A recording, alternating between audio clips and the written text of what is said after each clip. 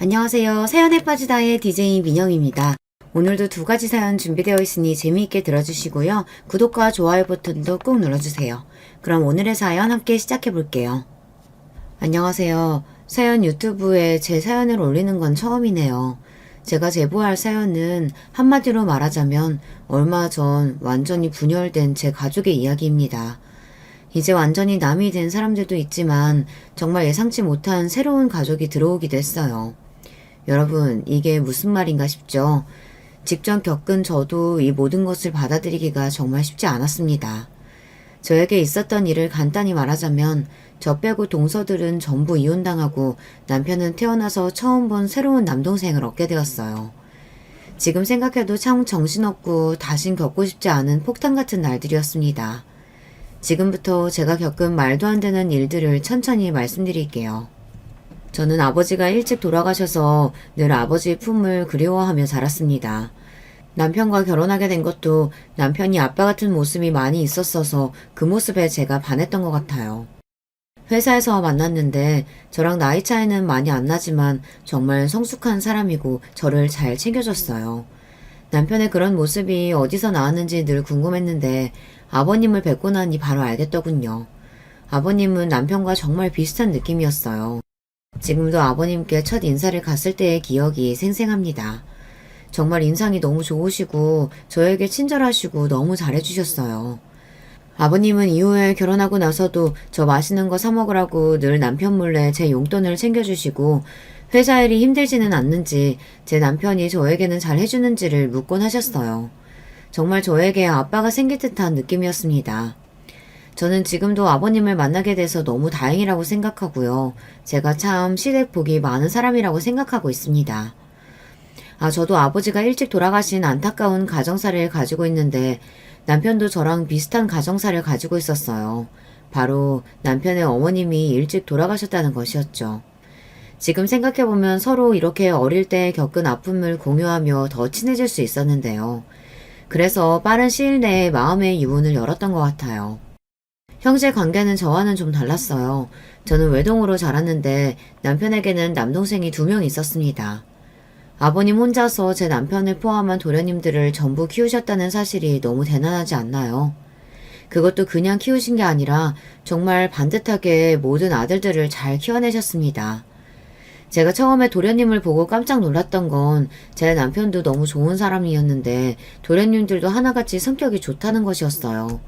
정말 삼형제가 어떻게 이렇게 사람이 괜찮을 수 있는지 그만큼 아버님이 삼형제를 잘 키우기 위해 많이 노력을 하신 것 같았습니다. 여러분, 그럼 이렇게 아무 문제가 없고 완벽한 가족인데 도대체 왜 분열이 생기게 된 걸까요? 그건 바로 도련님과는 완전히 딴판인 동서들 때문이었습니다. 제가 남편과 결혼하고 1년 후에 둘째 도련님, 그리고 1년 후에 셋째 도련님이 연달아 결혼을 했어요. 저는 동서들이 생긴다는 생각에 처음에는 기대도 되고 기뻤습니다. 하지만 동서들은 정말 저와는 성격이 정반대였어요. 아직도 처음 동서들을 만났을 때를 잊을 수가 없습니다. 이런 경우는 처음 봤거든요. 여러분, 첫 명절에 일하기 싫어서 일을 대신할 아주머니를 데려오는 며느리를 본 적 있으신가요? 이걸 해낸 게 제 둘째 동서입니다. 사실 둘째 동서를 처음 봤을 때부터 손 하나 까딱하지 않고 앉아만 있었어요. 이번 명절에는 네일 아트를 하고 네일이 상할까봐 일을 할 수 없다며 아주머니를 데려왔다는데 참 아버님이 당황하시던 그 표정을 아직도 생생하네요. 저희는 명절 때 제사를 지내기 때문에 제사 음식을 해야 해요. 그런데 처음 보는 아주머니를 집안에 들여서 제사 음식을 하게 한다는 것 자체가 아버님은 좀 껄끄러우신 것 같았습니다. 결국 아주머님을 돌려보냈고 요리도 할 줄 모르고 내일 때문에 요리를 할 수 없다는 동서만 두고 저 혼자 음식을 다 만들었어요.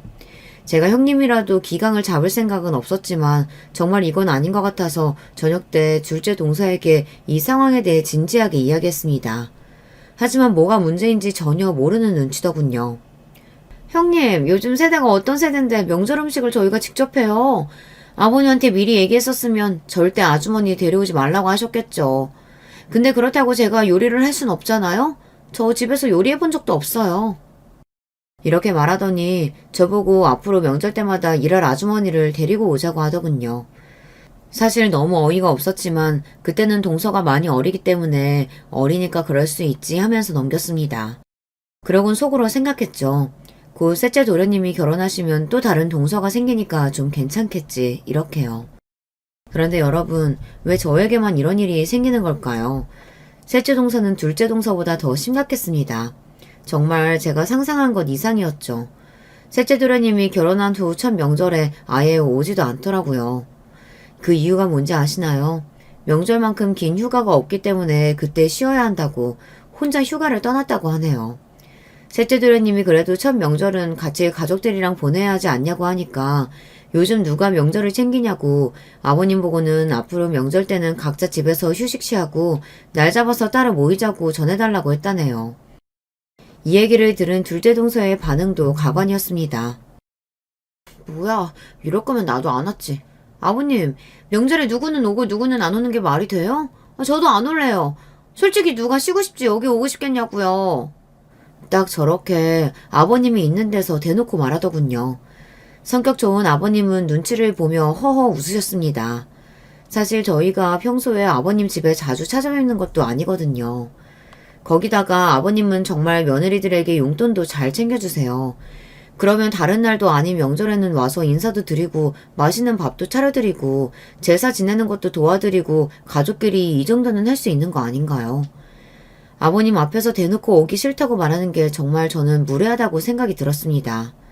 너무 성격도 좋고 괜찮은 도련님들이 왜 이런 사람들을 만났는지 정말 이해가 되지 않았어요. 결국 제 남편이 이 문제를 도련님들께 진지하게 이야기했고 도련님들이 동서에게 제대로 말을 했다고 합니다. 이후에 아버님이 있을 때만 동서들이 말 조심하는 것을 보니 그때 도련님들에게 혼이 난 게 아닌가 생각이 들었어요.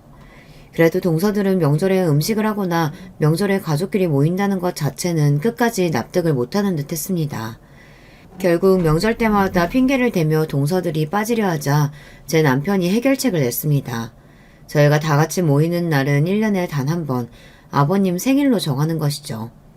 사실 저는 아버님께 늘 감사한 마음이었기 때문에 명절이 아니라도 늘 찾아와서 아버님께 맛있는 음식도 해드리고 여러 가지 이야기를 나누었어요.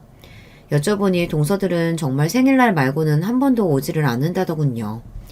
제가 아버님께 한 번은 이런 질문을 한 적이 있었습니다. 아버님, 그래도 며느리들이 명절에도 안 오는데 섭섭하지 않으세요? 다른 집은 다 명절에 모이고 그러잖아요. 괜찮아.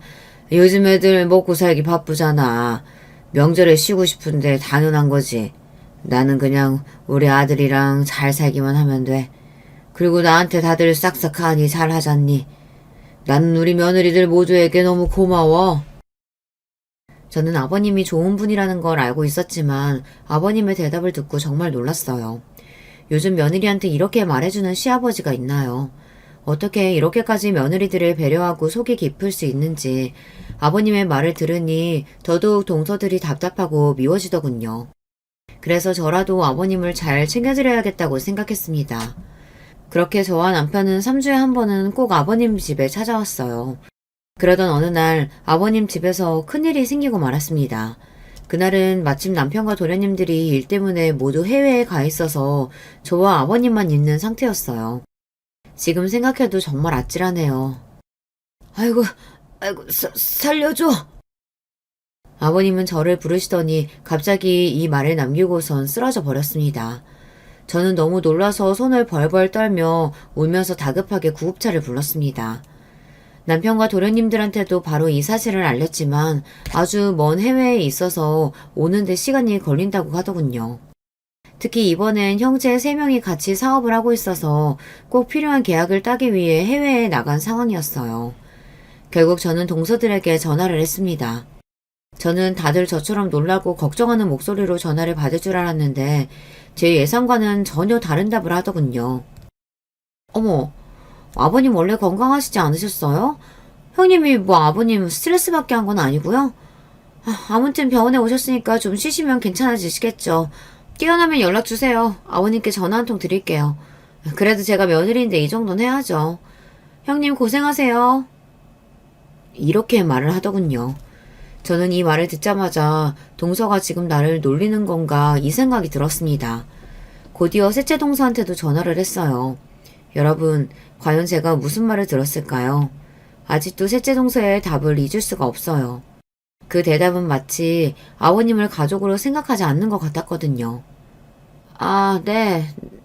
그런데 아버님이 쓰러지셨는데 왜 저한테 전화하셨어요? 제가 뭐 당장 할 수 있는 건 없잖아요. 일단 진행 상황 더 생기면 이야기해주세요.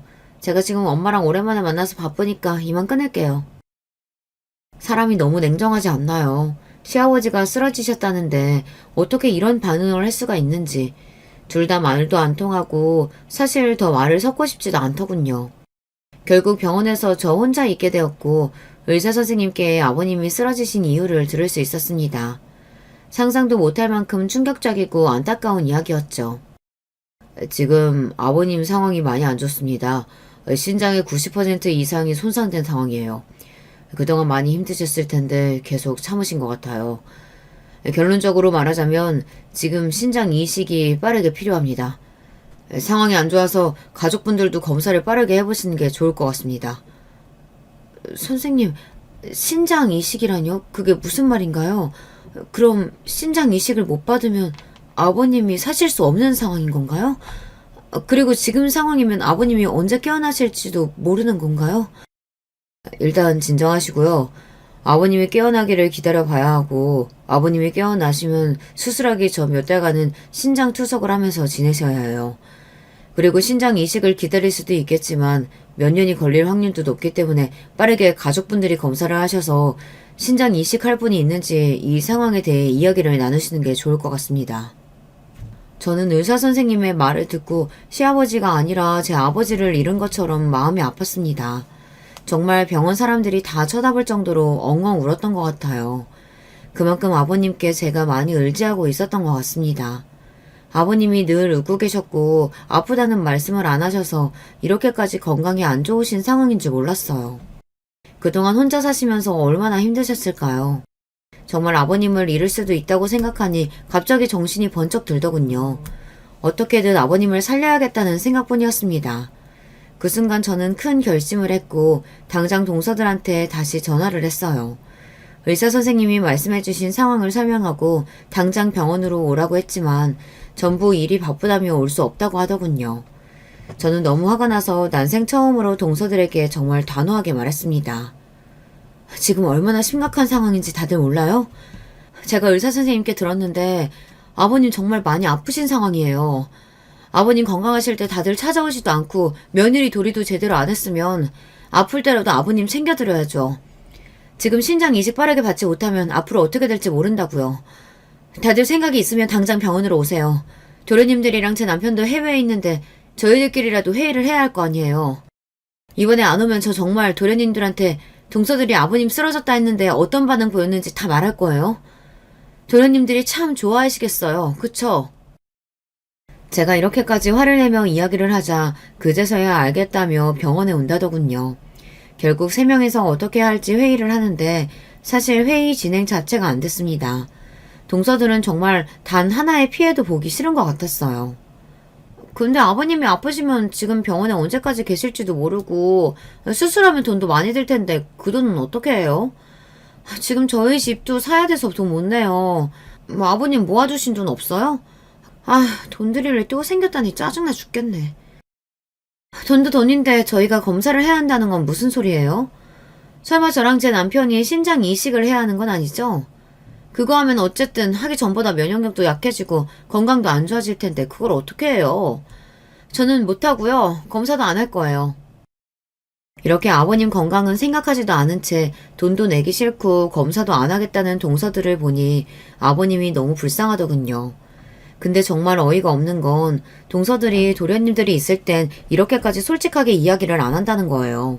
최근에는 도련님들이 있을 때만 아버님께 살갑게 대화를 하고 늘 아버님 아프신 곳은 없는지 먹고 싶은 건 없는지 도련님이 볼 때만 여쭤보더군요.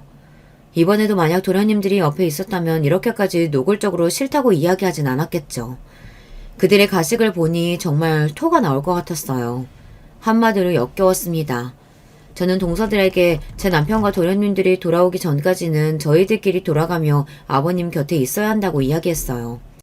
그렇게 동서들에게 실망한 다음 날 정말 다행히도 아버님이 깨어나셨습니다. 역시나 아버님이 깨어나자마자 동서들은 가식을 떨더군요. 아마 도련님들이랑 싸우기 싫어서 그러는 거겠죠. 아버님 쓰러지셨다면서요? 아우, 저희가 얼마나 걱정했는지 몰라요. 아무튼 이제 저희가 왔으니까 너무 걱정하지 마세요. 아버님 아프시면 진작 말을 하시지 그러셨어요. 그럼 저희가 뭐라도 해드렸을 텐데. 하필 이럴 때 아들들이 해외에 나가 있어요. 참 도움도 안 돼요. 그쵸? 아들들 올 동안 저희가 옆에 있을게요. 참 둘 다 말은 청산유수인데 행동도 제대로 하면 얼마나 좋을까요? 그래도 저는 동서들이 아버님 간병을 절대 안 한다고 할 줄 알았는데 도련님이랑 제 남편이 올 때까지 돌아가면서 간병을 하자는 제 말에 동의하는 걸 보고 그래도 아버님을 걱정하는 마음은 다들 있구나 생각했습니다. 그렇게 짧게 동서들을 보자마자 아버님은 다시 깊은 잠에 드셨습니다. 이후로도 깨어있는 시간이 굉장히 적으셨어요. 몸에는 힘도 없으시고 아무리 깨어도 깨어나기 힘들어 하셨죠. 이런 아버님의 상태는 정말 저를 미치고 불안하게 만들었어요. 아버님은 정말 많이 힘들어 하셨습니다. 아무리 적어도 3일 후에야 남편과 도련님이 해외에서 돌아오기 때문에 그때까지는 저와 동서들이 어떻게든 아버님 곁을 지켜야 했고 결국 회의 끝에 첫째 날은 둘째 동서, 둘째 날은 셋째 동서, 이후에 제가 아버님 곁을 지키기로 했습니다. 그리고 둘째 동서가 아버님을 간병하기로 한 그날 정말 간호사분들께 사과를 드린 만큼 죄송하고 쪽팔리는 일이 생기고 말았습니다. 결국 그 일 때문에 저는 잠시 집을 갔다가 다시 와야 했죠. 제가 병원을 나간 이후 둘째 동서는 아버님이 몸이 불편하다 덥다고 말할 때마다 어떻게 해야 할지 몰라 간호사분들을 불렀다고 합니다. 그리고 간호사분들의 처치가 마음에 안 들었는지 무작정 짜증을 냈다고 해요. 아버님 이렇게 눕혀놓으면 또 나중에 불편하다고 저한테 뭐라고 하실 것 같은데 다시 제대로 해주세요. 환자분이 이 자세로 계속 계셔야 통증도 덜하고 편할 거예요. 그리고 보호자분이 환자분 상태 보시면서 온도나 자세 계속 바꿔주시면 좋습니다. 네? 그걸 저보고 다 하라고요? 그럼 간호사님은 뭐 하시는데요? 그냥 제가 신경 쓸 일 없도록 간호사님이 자주 와서 환자 상태 제대로 체크하면 되잖아요. 둘째 동서는 이런 식으로 틈날 때마다 간호사님들을 불렀고 보호자가 해야 할 역할을 모두 간호사에게 해달라고 했다네요. 결국 20번 이상 병실을 왔다 갔다 한 간호사님이 도저히 참지 못하고 화를 냈다고 합니다. 보호자분 지금 뭐 하시는 거예요? 저희도 다들 바쁜 사람이에요. 간호사를 20번 이상 부르셨잖아요. 보호자님이 해야 할 일을 모두 저희한테 시키시면 안 되죠. 이렇게 환자분 간호 제대로 안 하고 간호사들한테 피해 계속 주실 거면 나가주셨으면 좋겠네요. 정말 참다 말씀드립니다. 간호사 주제에 지금 보호자한테 이런 식으로 말을 한다고? 하긴 그러니까 의사도 못 되고 간호사나 하고 있겠지. 짜증나. 내가 이런 간호사들이랑 말을 섞고 있어야 한다니. 나라고 여기서 안 나가고 싶은 줄 알아?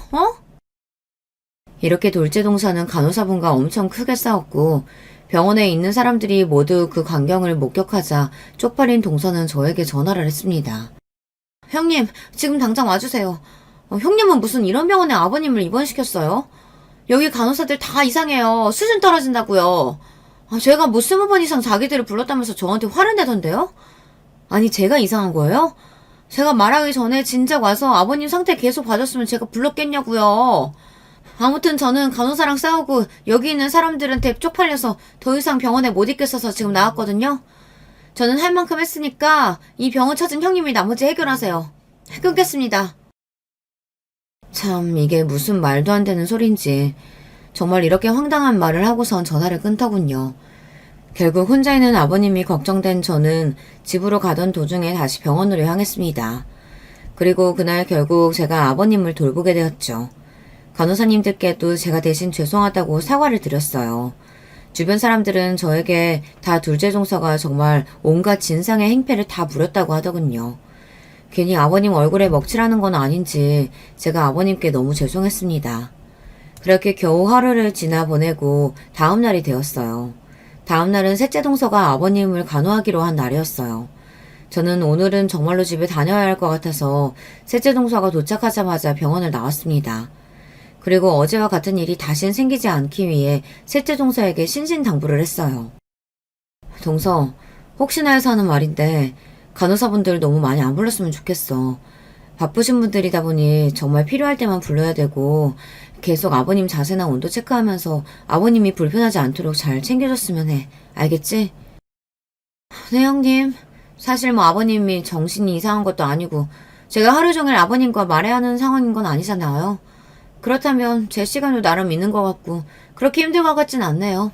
걱정 말고 다녀오세요. 저는 셋째 동서의 말을 믿고 편안한 마음으로 집에 갔습니다. 하지만 몇 시간이 채 지나지 않아 휴대폰으로 미친 듯이 전화가 오더군요. 정말 불길한 느낌이 들었습니다. 그리고 제 예감은 틀리지 않았어요. 형님, 간병이 이런 거였어요? 왜 진작 말씀을 안 해주셨어요? 아니 제가 아버님 똥오줌까지 받아야 되냐고요. 형님 분명히 말하는데 전 냄새나는 노인 절대 간병 못해요. 이렇게 어이없는 말을 남기고 셋째 며느리는 아버님을 둔 채 떠나버렸습니다. 여러분, 어떻게 아파서 사경을 헤매는 시아버지를 보고 냄새나는 노인이라는 말을 할 수가 있죠. 정말 저는 당장이라도 도련님께 전화해서 셋째 동서가 저에게 한 말을 그대로 전해주고 싶었습니다. 제가 만약 제 남편이 제 가족에게 그런 이야기를 했단 걸 알게 되면 저는 그날로 정이 떨어져서 절대 같이 못 살 것 같거든요. 정말 둘째 동서한테 실망한 것 이상으로 셋째 동서한테도 크게 실망을 했습니다. 그리고 저는 집에 가는 도중에 또 병원으로 돌아왔습니다. 병원에 가니까 옆에 있던 보호자분이 저에게 할 말이 있다고 하더군요. 그분이 해주신 말씀은 정말 충격적이었어요. 대체 오늘 있었던 사람 누구야? 자기처럼 며느리인 것 같긴 한데 정말 너무하더라. 자기 시아버님은 쳐다도 안 보고 계속 폰만 만지지는 않나. 친구랑 1시간 동안 떠들면서 전화한다고 병실에 있는 환자들 아무도 잠 못 자게 하질 않나. 아예 자기밖에 모르던데 진짜 사람이 기본 개념이 없더라. 아버님 똥오줌도 치우지도 않은 채로 그냥 가버려서 나랑 저기 있는 간호사가 다 치웠잖아. 어떻게 자기랑 저렇게 다를 수가 있는 건지 참. 아픈 사람한테는 정말 그러면 안 되는 거거든. 아버님 지금 아파서 정신이 없어도 이상한 분명히 느끼실 거야. 얼마나 쪽팔리고 미안하겠어. 아무튼 자기가 따끔하게 혼 좀 내야겠더라. 여러분, 대체 제 동서들은 왜 이러는 걸까요? 한 달 간호하는 것도 아니고 단 하루를 제대로 못하는 게 말이 되나요? 정말이지 셋째 동서가 한 행동은 둘째 동서보다 더 생각이 없는 행동들이었어요. 제가 병실에 있는 다른 분들을 통해 이런 이야기를 들으니 너무 속상하고 쪽팔려서 얼굴이 다 빨개지더군요. 그래도 정말 다행인 건 제가 옆에 있는 다른 환자분 보호자님들과 친해져서 가족끼리도 힘든 똥오줌 처리를 도와주셨다는 것입니다. 저는 연신 감사하다고 말씀을 드렸고 다른 환자분들이랑 보호자분들께 피해를 끼쳐서 죄송하다고 진심으로 사과했습니다. 다행인지 불행인지 아버님은 정신이 없으셔서 이 상황을 잘 인지하지 못하고 있는 것 같았어요.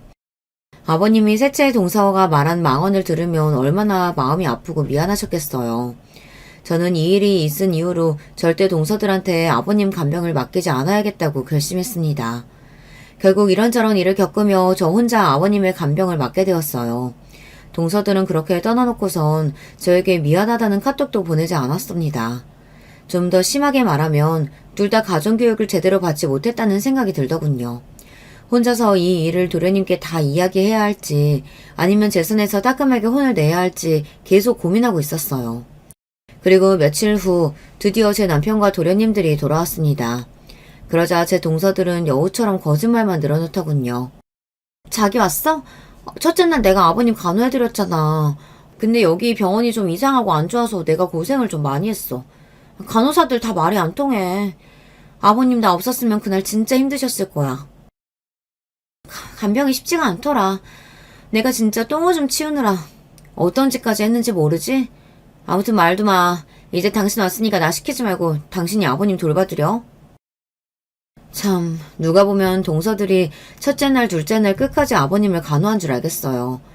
도련님들 앞에서 힘든 척하는 모습이 정말 어이가 없었습니다. 동서들이 잠시 동안 아버님 간호를 하면서 어떤 짓을 저질렀는지 전부 얘기해버리고 싶었지만 그렇게 되면 아버님까지 나중에 알게 되시고 상처를 크게 받으실까 끝까지 참았습니다. 하지만 아무것도 하지 않았으면서 열심히 간호한 것처럼 도련님들 앞에서 힘든 척하는 건 정말 꼴사납더군요. 그런데 저만 이런 감정을 느낀 것이 아니었나 봅니다. 힘든 표정으로 숨을 몰아쉬는 아버님도 아들들을 보자 할 말이 있는 듯한 눈치였어요. 결국 제 남편이 아버지한테 아까부터 표정이 안 좋아 보이는데 하고 싶은 말이 있냐고 물어봤습니다. 아버님께서는 고민하시다가 신경 안 써도 된다고 손으로 표시하셨죠. 이후 남편과 도련님들 그리고 동서들과 저는 다 같이 아버님 신장 이식을 어떻게 할지 회의를 하게 되었어요. 저는 아버님 상태가 많이 안 좋으니 모두가 검사를 받아봤으면 좋겠다고 했는데 동서들은 싫다고 검사를 받지 않겠다고 말하더군요. 그 이유는 다양했습니다. 몸이 약하다거나 지병이 있다거나 등등의 핑계를 댔어요. 하지만 이 일은 누가 강요할 수 있는 일은 아니기 때문에 결국 저와 남편 그리고 도련님 둘만 총 4명이 신장 이식을 할 수 있는지 관련 검사를 받기로 했습니다. 결과가 나오기 전까지 정말 떨리더군요. 저는 나라도 괜찮으니 누구라도 제발 신장 이식을 할 수 있었으면 좋겠다라고 끝없이 기도했습니다. 그리고 최종적으로 검사 결과가 나왔습니다.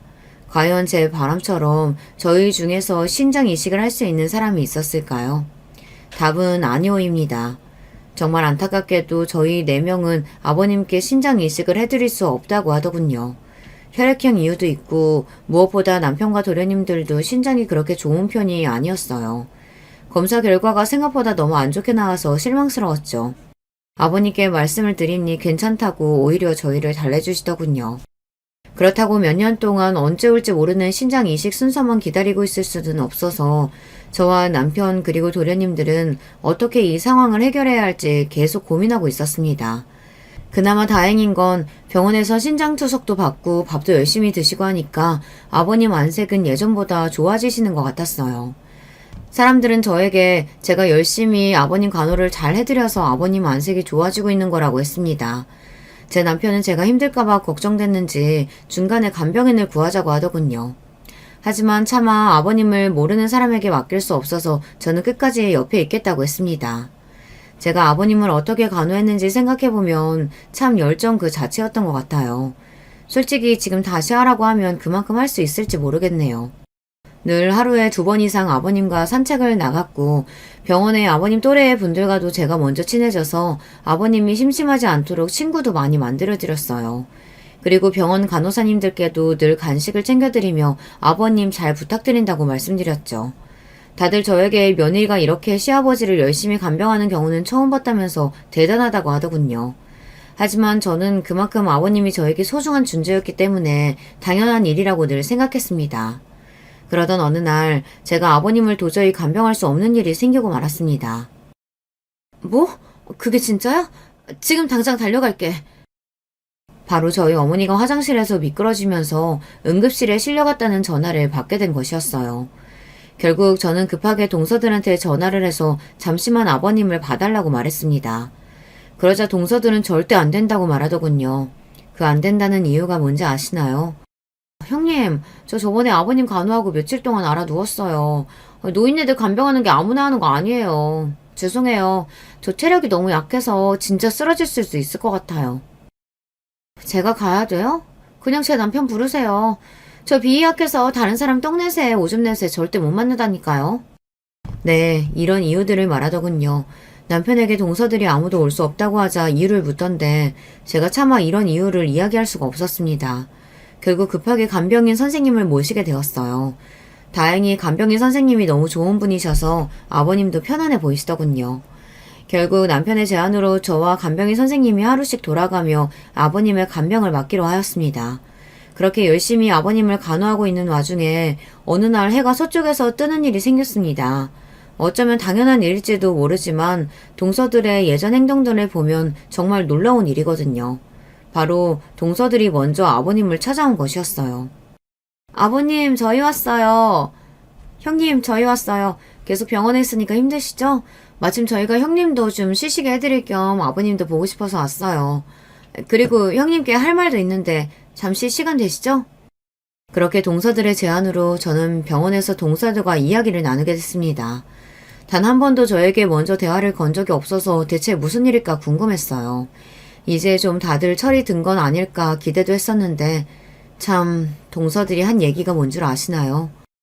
형님, 혹시 아버님이 형님한테 유산 얘기 안 했어요?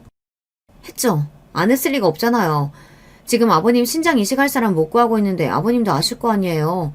안 좋은 상황까지 올 수도 있다는 거. 그러면 혹시 모를 상황 대비해서 유산 상속 어떻게 해야 될지 분명히 생각하고 계실 텐데. 형님은 가까이 있으니까 아버님이랑 이런 대화 나누지 않아요? 동서들이 저에게 묻고 싶은 말은 아버님 건강에 대한 게 아니라 그저 유산 상속에 대한 것이었습니다. 저는 어떻게든 아버님이 빨리 회복해서 더 오래 살면 좋겠다는 생각으로 열심히 간호하고 있는데 동서들은 아버님이 살지 못할 상황이나 생각하며 유산을 탐내고 있었다니 그들의 속내에 너무 소름이 돋고 짜증이 나더군요. 겨우 화를 참고 동서들에게 얘기했습니다. 지금 갑자기 찾아와서 무슨 얘기하는 거야? 아버님은 유산 상속에 대한 어떤 얘기도 나한테 한 적 없고 앞으로도 아버님이 건강하실 거기 때문에 유산 상속에 대한 이야기를 지금 할 필요는 없다고 생각해. 제가 단호하게 얘기하자 동서들은 입을 삐죽거리며 저에게 지금 혼자 아버님이랑 친해져서 유산 다 가지고 싶어서 거짓말하는 거 아니냐고 묻더군요. 결국 저는 화를 참지 못하고 다시는 이런 일로 찾아오지 말라고 이야기하며 자리를 떴습니다. 이후 둘의 대화가 궁금해서 몰래 들어봤는데 둘의 대화가 너무 마음에 걸리더군요. 그러면 그거 어떻게 해결해? 돈 있어야 되잖아. 두고 봐. 어차피 아버님 지금 방법 없잖아. 그럼 우리한테 오게 돼 있어. 저 대화에서 꼭 아버님과 도련님들 몰래 일을 꾸미고 있는 것 같았습니다. 그리고 그 일에 돈이 필요해서 저렇게 아버님 유산을 탐내는 건 아닐까 생각도 들었죠. 물론 물증이 없어서 더 이상 제가 할 수 있는 말은 없는 것 같네요. 이렇게 동서들이 아버님 재산을 탐내고 있을 때에도 저는 어떻게 하면 아버님이 살 수 있을지 생각했습니다. 그리고 며칠 후 아버님을 살릴 수 있는 예상치 못한 인물이 병원에 등장했어요. 이 일로 제 남편과 저 도련님들 동서 모두가 난리가 났습니다. 아버님을 찾아온 사람은 19살의 어린 소년이었는데 자기가 아버님의 아들이라고 말하더군요. 제 남편이 예전에 아버님이 여자친구가 있으셨다고 말한 적이 있었는데 저는 그때 태어난 아이가 아닐까 추측했습니다. 그리고 나중에 아버님 정신이 괜찮을 때 슬쩍 여쭤보니 말 못해서 미안하다고 맞다고 하시더군요. 아이는 나타나자마자 아버님 상태를 보며 울었고 저희에게 찾아와서 미안하다며 신장 이식을 하기 위해 검사를 하겠다고 했어요. 제가 찾아와서 많이 당황하셨죠? 저도 다들 놀라실까봐 안 오려고 했는데 제 아버지 신장 이식하고 싶어서 찾아왔습니다. 죄송합니다. 신장 이식만 해드리고 다시는 안 나타날게요. 처음엔 도련님의 존재가 너무 놀라웠지만 어린 나이에도 성숙하게 말하는 도련님을 보자 마음 한쪽이 찡해졌습니다. 사실 아무리 가족이라도 신장 이식을 하는 게 쉬운 결정은 아니잖아요. 어린 나이에 저런 생각을 하는 게 정말 대단하다고 느꼈습니다. 그리고 얼마 후 검사 결과가 나왔는데 다행히도 신장이 아주 건강해서 이식을 할 수 있다고 하더군요. 저는 갑자기 나타난 도련님께 정말 감사하다고 말하며 병원에 올 때마다 맛있는 것도 사주며 이야기를 들어주며 수술 전까지 계속해서 안심을 시켜주었어요. 하지만 동서들은 이 상황이 마음에 들지 않는 듯 했어요. 어린 도련님을 볼 때마다 눈치를 주며 갑자기 나타난 아이를 어떻게 믿냐며 신장 이식을 꼭 이 아이한테 받아야 하냐고 묻더군요. 저로선 이해가 되지 않았지만 신장 이식은 당연히 빠르게 해야 했고 어린 도련님께 저희가 고마워해야 할 상황 아닌가요? 그러자 셋째 동서는 정말 아버님의 아들이 맞는지도 의심된다고 얘기했어요. 결국 어린 도련님은 나중에 유전자 검사지까지 들고 왔습니다. 그러자 더 이상 동서들도 아무 말을 못하더군요. 저는 어린 도련님이 동서들 때문에 스트레스를 받아서 마음이 바뀌면 아버님이 신장 이식을 받지 못할 수도 있다는 생각이 들어 동서들과 어린 도련님을 최대한 만나지 못하게 하였습니다. 그렇게 드디어 기다리고 기다리던 아버님이 신장 이식을 받는 날이 되었습니다. 저는 전날 밤 너무 긴장돼서 한숨도 자지 못했어요. 저도 이렇게 떨리는데 어린 19살 아이는 얼마나 무서울까 생각이 들더군요. 수술을 하는 동안 계속해서 기도를 했습니다. 그리고 정말 다행히도 의사 선생님이 수술이 잘 끝났다고 말하더군요. 이후 아버님의 상태를 살펴봤는데 생각보다 괜찮으신 듯 했습니다. 하지만 문제는 19살의 도련님이었어요. 도련님은 형들이 괜찮냐고 물었을 땐 억지로 웃으면서 괜찮다고 하더니 제가 따로 물어보자 숨을 몰아쉬며 너무 아프다고 털어놓더군요. 형수님, 이거 통증이 정말 제가 생각지도 못할 정도로 너무 아픕니다. 이 말을 듣자마자 제가 깜짝 놀라서 의사 선생님을 불렀어요. 하지만 의사 선생님은 이미 무통조사를 놓았고 원래 수술 후 통증이 있을 수도 있기 때문에 더 할 수 있는 게 없다고 하더군요. 어린 도련님은 그날 이후에도 너무 힘들어했습니다. 나중에는 제 남편이 왔을 때도 너무 아프다며 살려달라고 하더군요. 결국 저는 다시 의사 선생님을 불렀습니다. 어린 도련님이 너무 아파하는 것을 보자 정말 죄송하게도 의사 선생님께 어떻게든 해달라며 화를 내버렸죠. 선생님, 사람이 이렇게 아파하는데 병원에서 아무것도 해줄 수 없다는 게 말이 되나요? 와서 뭐라도 해주셔야죠. 어느 정도 이성을 잃은 저를 보자 의사 선생님은 결국 다시 와서 어린 도련님을 봐주셨고 끙끙 앓는 도련님에게 마약성 진통제를 추가해 주셨습니다. 드디어 도련님이 좀 괜찮아지시겠구나 생각했는데 이후에도 도련님은 엄청 아파하시더군요. 결국 계속 힘들어하시다가 기절하듯 잠이 들었습니다. 어린 도련님은 그렇게 며칠 동안 심한 통증을 호소했어요. 다음 날에도 다다음 날에도 계속해서요. 정말 죽을 것 같네요. 그래도 계속 버티다 보면 괜찮아지겠죠? 아직 수술한 지 얼마 안 돼서 그렇겠죠? 이렇게 묻는 도련님께 저는 안타깝게도 아무 말도 해줄 수가 없었습니다. 너무 미안하고 고맙다는 소리만 계속했던 것 같아요. 그래도 다행인 건 며칠이 더 지나니까 도련님이 통증을 거의 안 느끼게 되었다는 것이에요. 이후 아버님도 수술 결과가 좋았고 도련님도 회복 속도가 빨라서 저는 크게 안심했습니다. 그렇게 아버님이 열심히 회복하시던 도중 어느 날 저에게 예상치 못한 말을 꺼내셨습니다. 내가 아파서 큰 돈 들었을 텐데 그 돈은 어떻게 해결했니? 저는 아직 몸 회복이 안 된 아버님이 돈 때문에 스트레스를 받지 않을까 걱정돼서 예전부터 저랑 남편이 혹시 몰라서 모아둔 돈이 있었기 때문에 그 돈을 사용했다고 거짓말을 했어요. 돈 걱정은 절대 하지 말라고 신신당부를 드렸습니다. 하지만 아버님의 표정은 마음이 놓이는 표정이 아니었어요. 그러더니 마지막에 저한테 의미심장한 말씀을 하셨어요. 내가 너한테 정말 신세를 많이 졌다.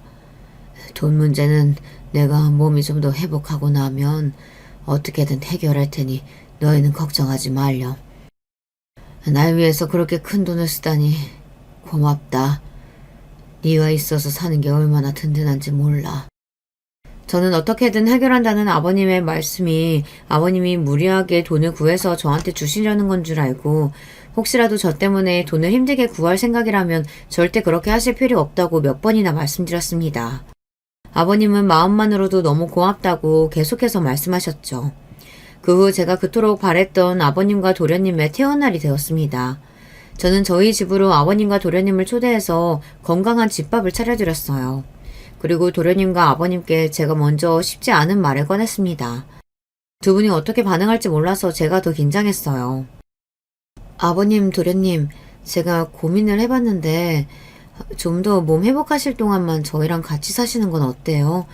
두 분 다 병원도 자주 가봐야 하고 건강하게 잘 챙겨 드셔야 하잖아요. 아무래도 두 분이 혼자 사시니까 음식 챙겨드리긴 힘들 것 같아서 고민하다가 말씀드리는 거예요. 제가 이 말을 꺼내자마자 남편도 놀라운 눈으로 저를 보더군요. 남편에게 상의하기 전에 아버님과 도련님 의견을 먼저 여쭙고 싶어서 제가 이야기를 먼저 꺼낸 것이었습니다. 그러자 아버님의 반응이 너무 감동적이었습니다. 정말 고맙다. 내가 어떻게 너 같은 며느리를 얻게 됐는지 모르겠어. 전생에 무슨 공헌을 했길래. 너가 너무 좋은 아이라는 건 알았지만 내가 정말 아프고 오니 사람의 진가가 더 잘 보이는구나. 나는 앞으로 너 딸처럼 생각할 거야. 뒤이어 도련님도 감격스러운 표정으로 저에게 말했습니다. 형수님, 어쩌면 형수님 입장에서는 제가 너무 갑작스러우실 텐데 이렇게 저까지 생각해 주셔서 감사합니다. 혹시 괜찮으시다면 제가 1년 안으로 다시 엄마를 만나기 위해 외국으로 갈 때까지만 신세 지겠습니다. 혹시 제가 도울 일 있다면 언제든 말씀해 주세요. 정말 감사합니다. 다행히 아버님과 도련님이 너무 좋아해 주셨고 남편도 흔쾌히 좋다고 해서 그렇게 약 1년간 4명이 같이 살게 되었어요. 새로운 가족의 형태였지만 잘 적응해서 평탄하게 하루하루를 보냈어요. 어느덧 아버님의 생신날이 되었습니다. 이날은 동서들도 모이는 1년에 한 번 있는 날이었죠. 건강식으로 저는 생신상을 차렸고 모든 가족이 모였습니다. 그러자 갑자기 아버님이 깜짝 놀랄만한 이야기를 꺼내시더군요. 내가 아픈 동안 며느리들은 날 간호했고 내 아들들은 열심히 돈 벌어서 내 병원비 냈다고 들었다. 모두에게 고맙다. 너희 아니었으면 난 이 세상에 없었을 거야. 내가 너희한테 너무 고마워서 작은 선물을 준비했다. 지금 다들 각자 통장 확인해보렴. 돈은 너희는 몰랐겠지만 내가 예전부터 모아둔 돈이 꽤 있었어. 이건 유산도 아니고 그냥 용돈 주는 거니까 너무 부담 갖지 않아도 된다. 아버님의 폭탄 발언에 저희는 모두 서로의 눈치를 보며 얼른 통장 잔액을 확인해 보았습니다. 그 순간 저는 입을 다물 수 없을 정도로 태어나서 제가 받아본 적 없는 액수를 보게 되었어요. 1억이 제 통장에 꽂혀 있는 것이었어요. 너무 감사하면서도 받을 수 있는 금액이 아니라는 생각에 아버님께 말씀드렸죠. 아버님, 그래도 그렇지 저희한테 1억씩 보내시면 어떡해요. 저는 아버님이 이렇게 건강하게 살아계신 것만으로도 너무 기뻐요. 용돈 너무 많이 주신 것 같아요. 아버님은 그저 허허 웃으시더군요. 그런데 제 말을 들은 둘째 동서와 셋째 동서의 표정이 좀 이상했습니다. 그러더니 억울한 표정으로 한마디씩 하더군요. 형님, 1억이라뇨? 제 통장엔 겨우 20만 원 들어왔는데요? 제 통장엔 10만 원이요.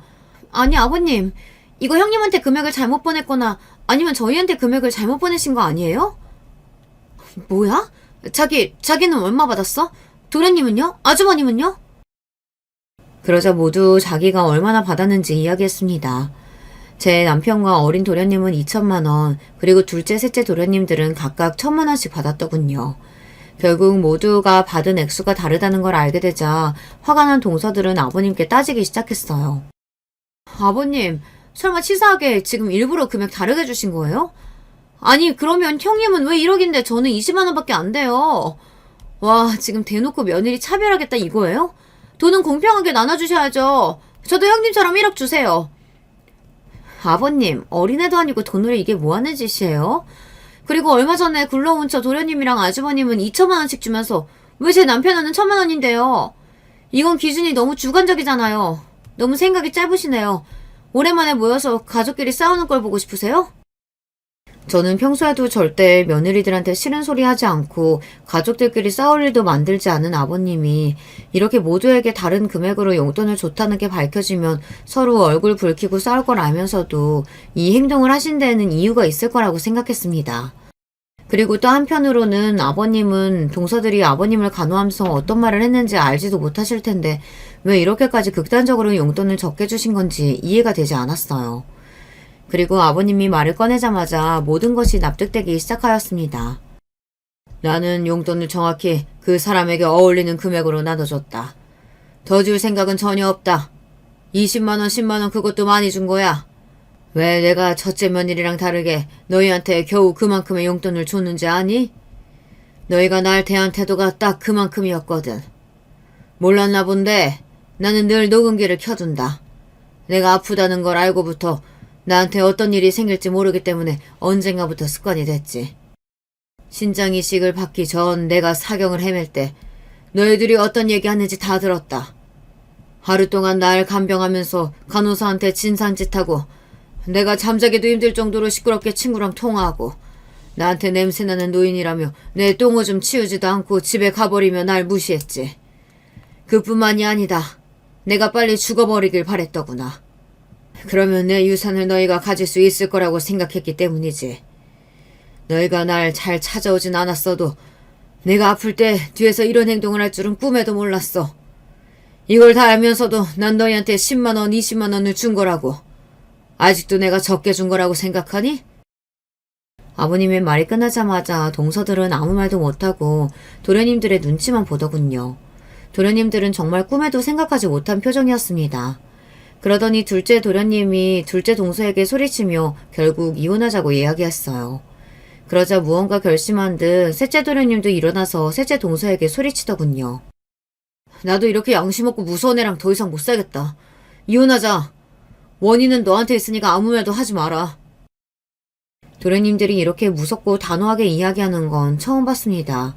동서들도 설마 도련님들 입에서 이혼이라는 단어가 나올 줄은 꿈에도 몰랐는지 아무 말도 못하더군요. 그러더니 아버님께 잘못했다며 싹싹 빌기 시작했어요. 아버님은 그런 동서들을 쳐다도 보지 않고 방으로 들어갔습니다. 그리고 도련님과 동서는 이혼을 두고 싸우기 시작했습니다.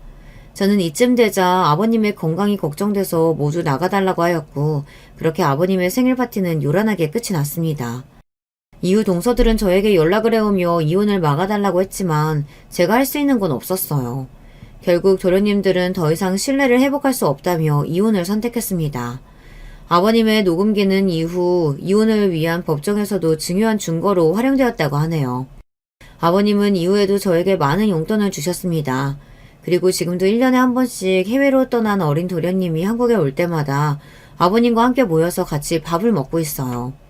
어쩌다 보니 동서들은 다 잃었지만 저는 새로운 도련님을 얻고 아버님도 지킬 수 있었기에 너무 힘들었지만 그래도 괜찮은 결말이라고 생각하고 있습니다.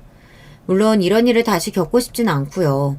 지금까지 꽤나 길고 정신없었던 제 이야기 들어주셔서 감사합니다. 여러분들도 정말 건강 조심하시고 우리 모두 착하게 삽시다. 안녕하세요. 저는 현재 교도관으로 일하고 있는 40대 후반 여자입니다. 여러분은 뿌린 대로 거둔다 라는 말에 대해 어떻게 생각하시나요? 흔히 인과응보 사필규정이라는 말이 있죠. 저에겐 중학생 딸이 있는데요. 딸이 학교에서 인과응보라는 말을 배웠다고 하더라고요. 순간 저 말을 듣는데 얼마 전에 저에게 일어난 일이 생각났어요. 어릴 때는 착한 사람은 복을 받고 나쁜 사람은 벌을 받는다는 말이 공감이 가지 않았습니다. 오히려 성인이 되고 결혼하며 저는 세상에 악독한 사람이 생각보다 많다고 느꼈거든요. 그런데 시간이 흐르니까 결국 다 돌려받는다는 것을 알게 되었습니다. 옛말이 틀린 게 전혀 없더라고요. 무슨 사건이 있었는지 궁금하시죠? 그럼 바로 제 사연을 시작하도록 하겠습니다. 저는 아빠가 어릴 때 일찍 사고로 돌아가셔서 홀어머니 밑에서 자랐습니다. 다른 형제가 있던 것도 아니라 엄마와 둘이 가족의 전부였어요.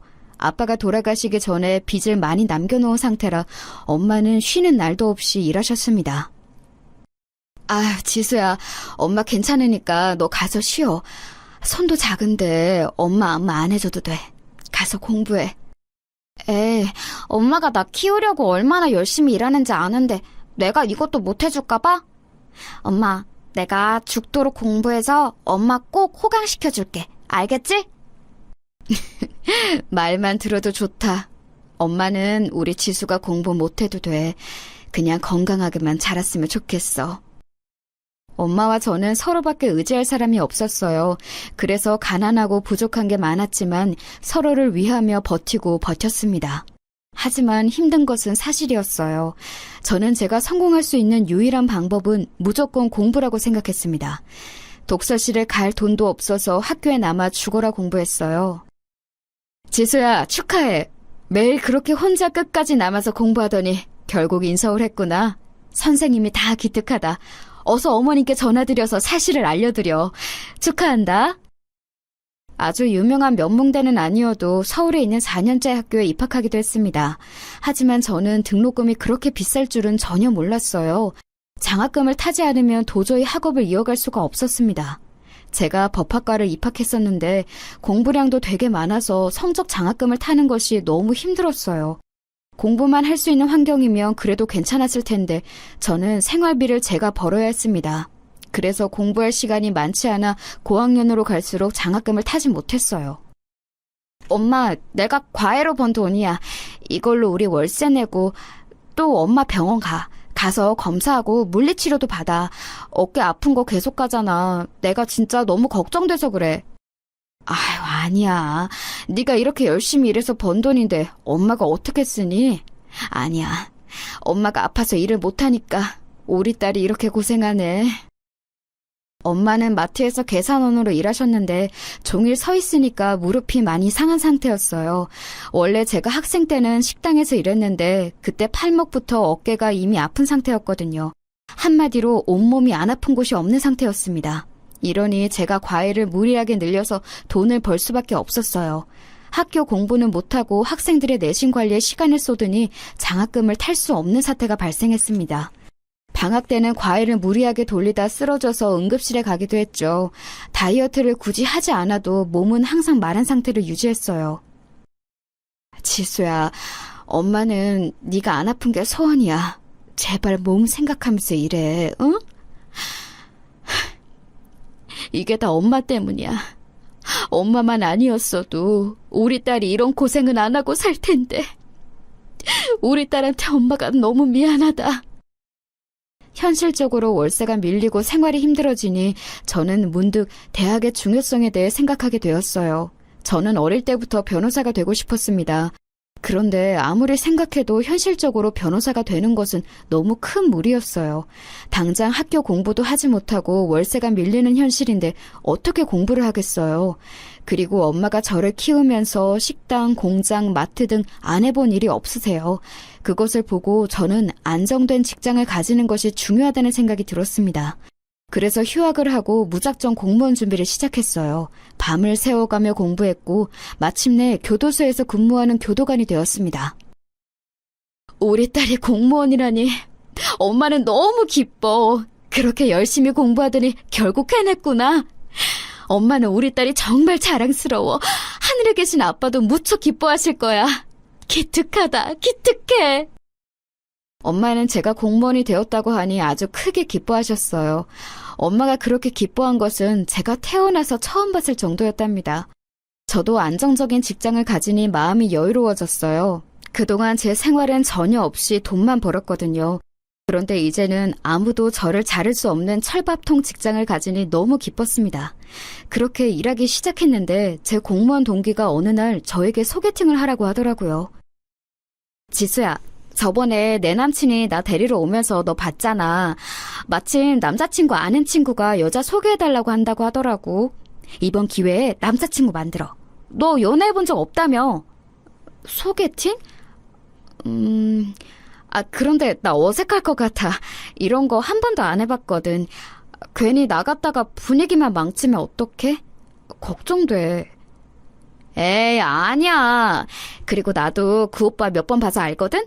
성격 진짜 좋아. 네가 어색하거나 불편한 일 없을 거야. 당장 이번 휴무에 뭐해? 이런 건 빨리 얼굴 봐야 하거든. 저는 그렇게 동기의 열렬한 지지로 인생 첫 소개팅을 나가게 되었습니다. 대학생 때 그 흔한 미팅도 나간 적이 없었던 터라 처음 나가는 거라 무척 떨렸어요. 떨리는 마음을 부여잡고 갔더니 생각보다 훨씬 훤칠하고 잘생긴 사람이 있었습니다. 안녕하세요. 지수씨 맞으시죠? 저는 김재성이라고 합니다. 만나서 반갑습니다. 오시는데 힘들지는 않으셨어요? 얼마나 걸리셨어요? 안녕하세요.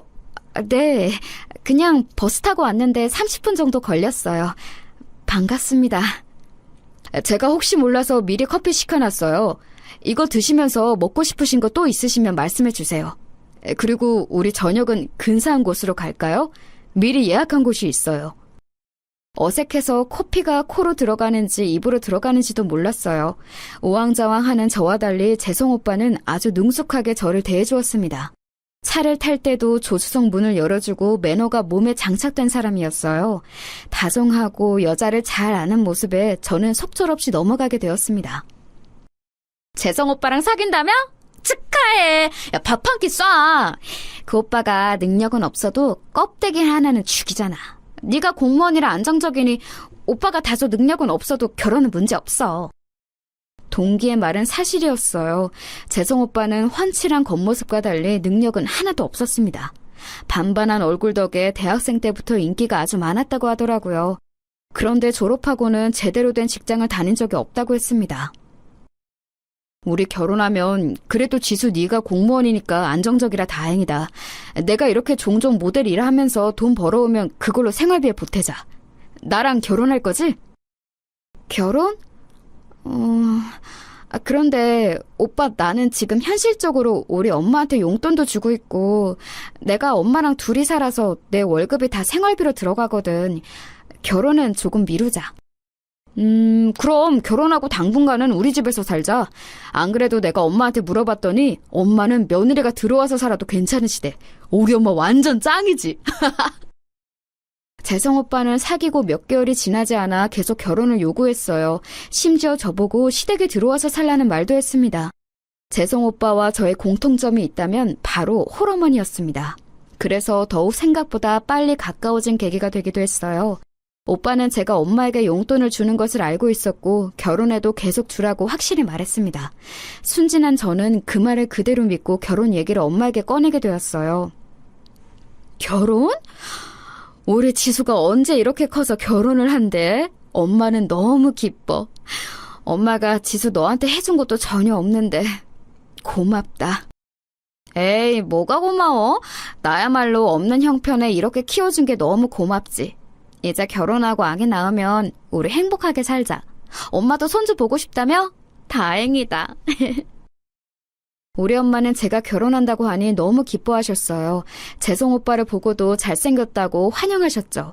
이렇다 할 직업도 없는 남자였지만 미래 가능성을 보고 결혼 허락을 하셨어요. 제가 공무원이라 찰밥통이니 큰 걱정은 없었죠. 그래서 저는 우리 엄마가 재성 오빠를 환영한 것처럼 시어머니도 저를 환영할 줄 알았습니다. 그런데 그건 제 착각이었어요. 제가 시댁에 처음 인사드리러 간 날 저는 깜짝 놀랐어요. 우리 엄마는 재성 오빠가 인사하러 온다고 시장에 가서 갈비부터 잡채 등 진수성찬을 차리셨거든요. 저도 엄마와 살면서 몇 번 먹어본 적 없는 고급 요리들을 손수 준비하셨어요. 사위를 맞이하려면 이 정도는 기본이라고 하셨죠. 그런데 제가 시댁에 갔더니 준비가 하나도 안 되어 있었습니다. 정확히 말하면 저는 해산물을 개인적으로 못 먹는데 시어머니가 준비한 음식은 죄다 해산물이었어요. 내가 며느리가 인사 온다고 어젯밤부터 준비한 음식인데 입에 안 맞니? 열심히 준비했는데 민망하고 김 빠진다. 이럴 줄 알았으면 그냥 김이나 대충 올려놓을 걸 그랬네. 아, 제가 해산물을 먹으면 알레르기가 올라와서요. 안 먹는 게 아니고 못 먹어요. 죄송해요. 엄마, 내가 지수 해산물 못 먹는다고 했잖아. 지수야, 그래도 우리 엄마가 나쁜 마음으로 그런 건 아니야. 알지? 뭐 라면이라도 먹을래? 아, 아니야. 나 아까 오기 전에 빵 먹어서 배가 고프진 않아. 괜찮아. 어머님 괜찮아요. 알레르기도 편식의 일종 아니니? 먹는 버릇 들이면 괜찮아질 거야. 몸에 안 받는다고 생각하지 말고 먹어봐. 해산물이 얼마나 몸에 좋은데. 시어머니는 제가 해산물을 못 먹는 것을 알면서도 자꾸 음식을 권하셨어요. 그런데 제가 단순히 편식이면 몰라도 진짜 해산물을 먹으면 설사부터 구토까지 하고 피부에 반점도 올라오거든요. 상당히 난처했습니다. 그래도 재성 오빠가 중간에서 중재해준 편이라 괜찮았어요. 그때는 이런 거는 별거 아니라고 생각하고 넘겼습니다. 그렇게 결혼하고 저는 시댁에 들어가서 살게 되었어요. 그런데 그때부터 지옥이 시작되었답니다. 아유, 너는 조용히 나가지 뭐가 이렇게 시끄러워? 집안 사람들 다 자는 거 안 보이니? 너 출근하는 거 지금 광고하는 거야? 아, 죄송해요. 제가 조용히 샤워한다는 것을 어머님이 시끄러우셨죠? 조용히 나갈게요. 제가 교도관이라 3교대를 하는데 새벽에 나가거나 들어오는 경우가 있었어요. 그럴 때마다 시어머니는 제가 샤워하고 준비하는 것이 시끄럽다고 자다 깨고 뭐라 하셨습니다. 안 그래도 결혼하고 신혼이라 잘 보이고 싶은데 어머님에게 미움부터 받게 되는 걸까봐 두려웠어요. 너는 음식을 왜 이렇게 못하니? 우리 아들은 이렇게 요리하면 아예 입에도 대지 않아. 너 우리 아들이 얼마나 소중한 자식인지 들었지? 애 아빠가 남긴 유일한 자식이라 나한테 의미가 커. 시어머니는 남편에 대해 엄청난 애정을 가진 분이셨어요. 남편은 그때 무직이었고 제가 밖에서 일하는데도 항상 남편을 먼저 챙기셨습니다. 심지어 엄마가 제 몸이 걱정된다고 홍삼을 지어 보내셨는데 그걸 남편을 먹이더라고요. 어머님, 그거 친정엄마가 저 먹으라고 보내준 홍삼 아닌가요? 엄마가 비싼 돈 주고 지었다고 했는데 제가 3교대라 잠을 잘 못 자니까 걱정된다고 하셨거든요. 지금 밖에서 돈 번다고 유세 떠는 거야? 그러면 뭐해?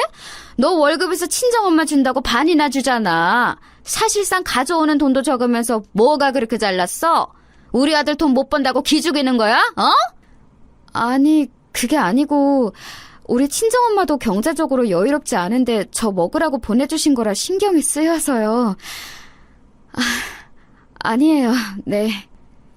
이깟 홍삼 뭐 얼마나 한다고. 우리 아들이 몸이 건강해야 밖에서 돈을 벌어올 거 아니야. 네가 자꾸 우리 아들 기를 죽이니까 내 아들이 저렇게 집에만 있는 거잖아. 안 그래? 시어머니는 제가 무슨 말만 하면 본인 아들 기를 죽인다고 분노하셨어요. 실제로 남편은 결혼하고 2년은 무직 상태로 보냈거든요. 저만 밖에서 돈을 벌어오고는 했죠. 남편이 워낙 겉모습이 잘나서 대학생 때는 모델 아르바이트를 하기도 했지만 나이가 들고 결혼하니 현실적으로 아무 회사에서도 남편을 찾지 않았습니다. 생활비가 부족하니 시어머니가 소일거리를 해서 보탤 정도였죠. 제가 버는 돈으로 친정 엄마부터 시댁 식구들까지 책임져야 하니 제 어깨가 너무 무거웠습니다. 그걸 아는 친정 엄마는 당신께 용돈을 더 주지 않아도 된다고 하셨죠. 지수야, 엄마는 괜찮아. 그러니까 용돈 안 줘도 돼. 엄마 몸도 이제 전보다 많이 나아졌으니까 식당에서 일하면서 돈 벌 수 있어. 실제로 돈이 너무 부족해서 대출까지 받아 쓰는 형편이었던 저는 결국 엄마에게 들어가는 돈을 줄이게 되었습니다. 이런데도 남편은 벌어오지 않았어요. 그러면서 부부싸움의 횟수도 늘어났죠. 문제는 저희가 조금만 언성을 높여도 시어머니가 찾아왔다는 거예요. 같은 집에 사니까 들을 수도 있는데 시어머니는 마치 도청하는 것처럼 매번 찾아오셨죠. 현실적으로 우리가 지금 돈이 없잖아. 당신이 밖에서 조금이라도 벌어오면 숨통이라도 트이니까 그러는 거야. 나도 조금이라도 월급 더 가져오려고 무리하게 초과 근무하는 거 몰라? 내 몸 다 망가지면서 일하는데 당신은 종일 집에서 누워서 텔레비전이나 보고 내가 속이 상해 안 상해? 내가 다 생각이 있어서 그러는 거야. 나라고 일하기 싫은지 알아? 나도 여기저기 이력서 돌리고 혹시라도 촬영 잡히면 연락 달라고 자존심 굽히고 있어. 그런데 지금 경기가 안 좋아서 어쩔 수가 없다잖아. 내가 제일 속상해. 왜 자꾸 나한테 그러는 거야? 그러니까 그 모델 일 말고 하다못해 나가서 식당 일이라도 할 수 있잖아. 아니면 공사장 가서 막노동이라도 하면 되는 걸 왜 집에서 이러고 있냐는 거야. 내 말이 무슨 뜻인지 몰라서 그래?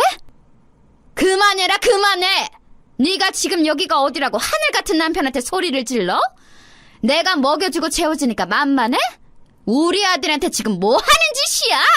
누가 보면 네가 뭐 재벌이라도 되는 줄 알겠다. 겨우 쥐꼬리만한 월급 벌면서 우리 아들한테 소리를 쳐? 네가 제정신이야?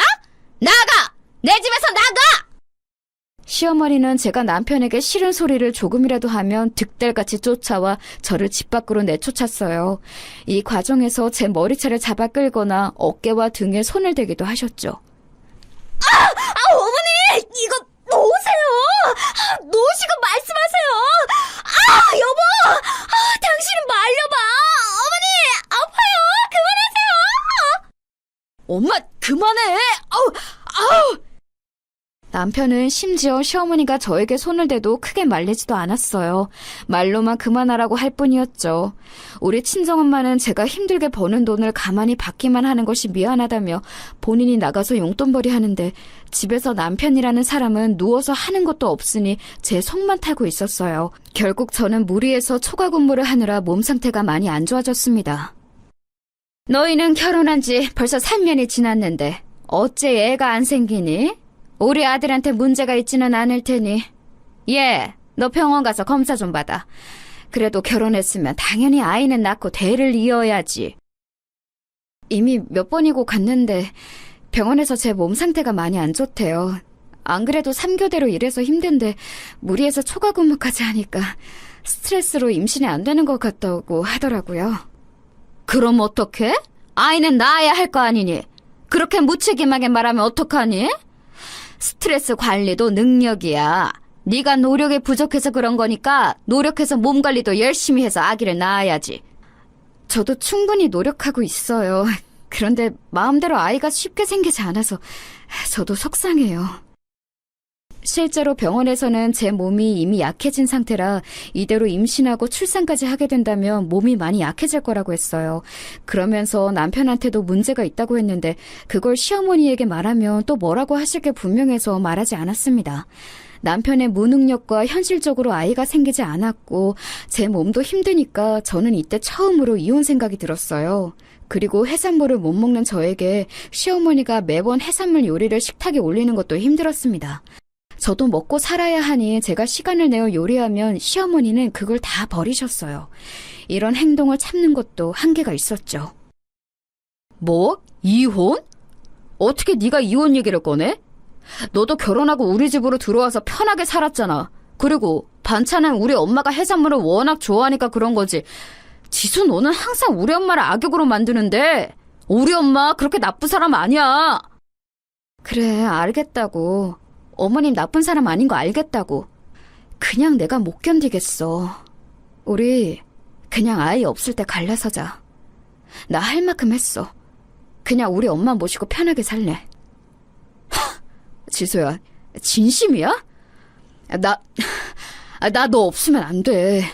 미안해. 내가 잘할게. 나 진짜야. 그동안 너한테 못되게 굴었던 거 미안해. 밖에 나가서 돈도 벌어올게. 한 번만 다시 생각해줘. 당장 이번 달에 나가서 돈 벌어올게. 남편은 제가 이혼하자고 강수를 두자 사정함에 빌기 시작했어요. 하지만 지칠 대로 지친 저는 그런 남편의 말이 귀에 들어오지 않았습니다. 시어머니 역시 중간에서 또 제 머리채를 잡고 나가라며 정말 말 그대로 저를 내동댕이 치기도 하셨어요. 이혼? 편하게 일하라고 재워주고 먹여줬더니 뭐 이혼? 나가! 당장 나가! 허구한 날 일하면서 범죄자만 보더니 너도 정신이 어떻게 됐냐? 내 아들 잡아먹지 말고 나가! 이 망할년아! 네, 나간다고요! 이거 놓고 얘기하세요! 자꾸 이러면 경찰에 신고할 거예요! 이혼할 거니까 이거 놓으라고요! 그렇게 저는 친정엄마의 집으로 가서 며칠 머무르게 되었습니다. 공무원으로 일하고 난 뒤 처음으로 병가를 내고 쉴 정도로 마음이 피폐해진 상태였어요. 엄마도 제가 너무 힘들어하니까 아이가 없을 때 이혼하는 것도 좋다고 하셨죠. 남편은 제가 친정에 있는 것을 아니까 계속 저를 찾아왔어요. 지수야, 내가 미안해. 한 번만 다시 생각해줘. 나 진짜 나가서 돈 벌어올게. 지수야, 나 너 없으면 못 사는 거 알잖아. 지수야, 장모님, 지수 한 번만 불러주세요. 지수야, 너 아래 있는 거 다 알아. 남편이 아무리 저를 찾아도 저는 절대 얼굴을 보여주지 않았습니다. 그렇게 며칠이 지나고 저는 몸 상태가 아무리 쉬어도 나아지지 않는 게 이상했어요. 일하는데 어지럼증이 자꾸 발생해서 동료들이 먼저 병원에 가보라고 할 정도였죠. 그렇게 병원에 갔더니 저는 아주 충격적인 소식을 듣게 되었습니다. 환자분 축하합니다. 지금 임신 4개월 차예요. 워낙 몸이 마르시고 또 생리불순이시라 모르셨죠? 그래도 축하드려요. 여기 지금 심장 소리 들리시죠? 네? 아니에요. 임신이라고요? 선생님, 다시 한번 검사해주세요. 진짜 임신이라고요? 정말로요? 아니죠? 임신 맞으세요. 여기 보시면 아기집도 보이시죠? 다음에 내원하실 때는 남편분도 데리고 오세요. 임신이라는 소식에 몇 번을 되물었는지 모릅니다. 믿을 수가 없었는데 의사는 태어난 얼굴로 임신이 맞다고 심장 소리도 몇 번이고 들려주었어요. 무슨 정신으로 집에 왔는지 모르겠습니다. 그날도 남편은 우리 집 앞에 서 있었어요. 남편을 보자마자 저는 참을 수가 없어서 원망의 목소리를 내게 되었습니다. 인간아! 이 망할 놈아! 나 임신이래. 그렇게 가지려고 할 때는 안 생기더니 나 임신이래, 이 사람아. 왜 도대체 내 인생을 이렇게 만들어? 나 진짜. 뭐 지수야, 진짜야? 임신? 진짜? 야, 잘됐다. 우리 그렇게 아기 가지는 거 원했잖아. 나는 너무 기쁜데? 지수야, 우리 다시 합치자. 어차피 이혼 서류도 제출 안 했잖아. 야, 장모님, 지수 임신했대요. 세상에. 뭐? 지수야, 그게 정말이야? 임신이라니, 이게 진짜야? 세상에, 어머, 웬일이야? 너무 기쁘다. 나한테도 드디어 손주가 생기는 거야? 저는 속이 터져 죽는 줄 알았어요. 너무 막막하고 현실적으로 돈도 없는데 도대체 어떻게 살아야 하나 걱정이 되었습니다. 그런 제 속도 모르고 남편은 혼자 신나서 동네방네 임신 소식을 알리게 되었죠. 결국 첫 번째 이혼 시도는 물거품이 되었답니다. 임신했으니 이혼은 못하겠는데 문제는 시어머니였어요. 저는 도저히 시어머니 얼굴을 보고 사는 것이 힘들다고 생각했거든요. 그러니까 임신 기간 때는 친정에 있을게. 단칸방이라 엄마랑 둘이 사는 게 쉽지는 않겠지만 아무튼 당신이 내가 임신했을 때라도 돈을 좀 벌어서 모아놔. 우리 아기 낳으면 독립하기로 한 거 잊지 말고. 알지? 지수야, 내가 그건 알아서 할게. 나 오늘도 공사장 가서 돈 벌었어. 이것 봐. 바로 현금으로 주더라. 내 핏줄이 세상에 태어난다고 하니까 너무 신나서 힘들어도 웃음이 막 나오더라고. 지금도 너무 기뻐. 천만 다행이었던 점은 바로 남편이 제가 임신하자 나가서 돈을 벌기 시작했다는 점이에요. 임신 기간 때는 남편은 무조건 제 편을 들어주었어요. 시어머니 얼굴을 보는 것이 힘들다고 하니까 제 마음이 편한 대로 하라며 공사장에 가서 돈을 벌고 그 돈을 우리 친정에 가져다 줄 정도였죠. 그래도 김서방 하는 짓 보니까 정신 차렸나 보다. 자기 새끼 생기면 저렇게 변하는 남자들 많아. 그러니까 힘들어도 꾹 참고 버텨. 알겠지? 친정엄마도 남편이 하는 행동을 보고 저에게 오히려 이혼하지 않길 잘했다고 할 정도였습니다. 확실히 친정집에 있으니 마음이 편해서 저도 시어머니의 존재는 잊고 아이 태교에 집중했어요.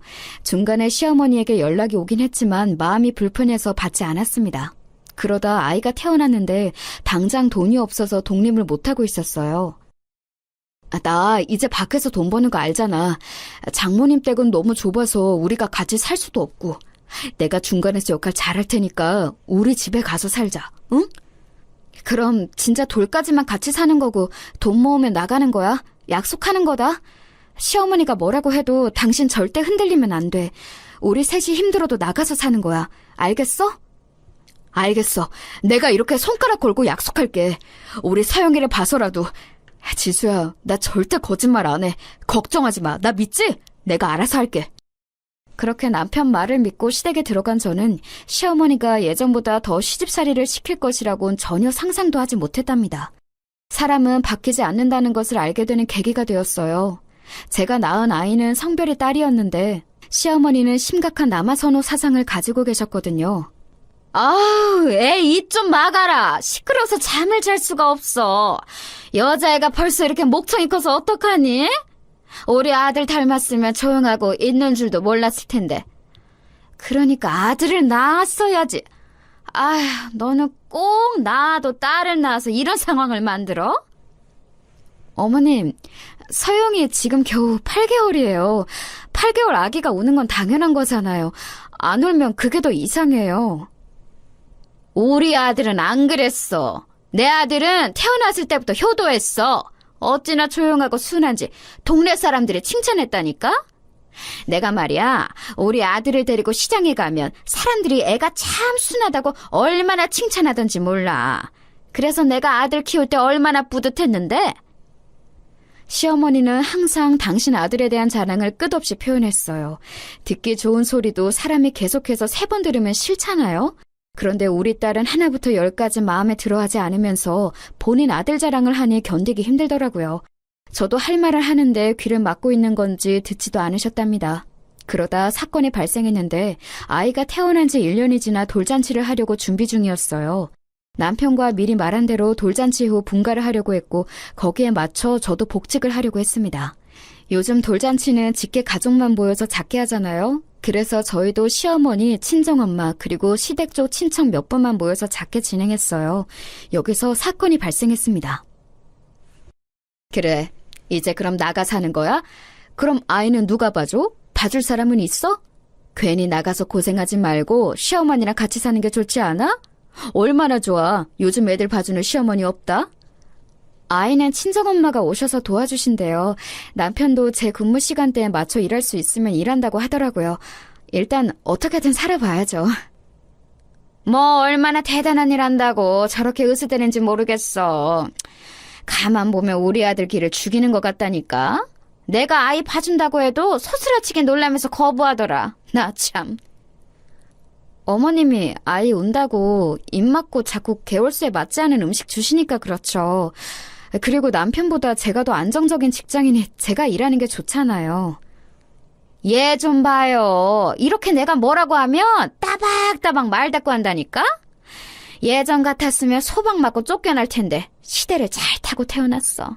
참, 돈이라도 많이 벌면 몰라. 쥐꼬리 같은 월급을 가져오면서 저렇게 유세야. 시어머니는 돌잔치에서도 저에게 시비를 걸었어요. 문제는 거기에 우리 친정엄마도 와 있다는 거였죠. 저도 평소 같았으면 득달같이 달려들지 않았을 텐데 엄마 앞에서 제 욕을 서슴없이 하는 모습을 보니 참을 수가 없었습니다. 친정엄마의 표정이 점점 안 좋아지기도 했고요. 우리 엄마를 난처하게 만드는 모습을 어느 딸이 참나요? 여보, 어머니 좀 말려봐. 우리 엄마 당황하는 거 안 보여?